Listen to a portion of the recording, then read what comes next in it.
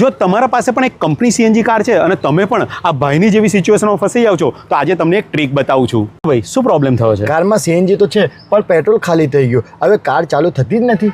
CNG કારો હંમેશા પહેલાં પેટ્રોલ પર ચાલુ થાય છે અને થોડી વાર રહી સીએનજી પર સ્વિચ થઈ જાય છે. પણ જો કારમાં પેટ્રોલ જ નહીં હોય તો તમે ગમે તેટલા સેલ મારો, કાર ચાલુ થવાની જ નથી. પણ જો તમે આવી સિચ્યુએશનમાં ફસાઓ તો ઇમરજન્સી વખતે આ ટ્રીક યુઝ કરજો. આના માટે પહેલાં તમારે કારનું ઇગ્નિશન ઓન કરી દેવાનું છે. હવે તમે મીટરમાં જોઈ શકો છો પેટ્રોલ એમ્પ્ટી છે. હવે આને ડાયરેક્ટ સીએનજી પર ચાલુ કરવા માટે સૌથી પહેલાં તમારે જે આ સ્વિચ દેખાય છે આ સ્વિચને તમારે 6 સેકન્ડ માટે પ્રેસ કરીને રાખવાની છે. પછી તમે જોશો અહીંયા બરાબર 6 સેકન્ડ પછી ઓટોમેટિક કાર સીએનજી પર સ્વિચ થઈ જશે.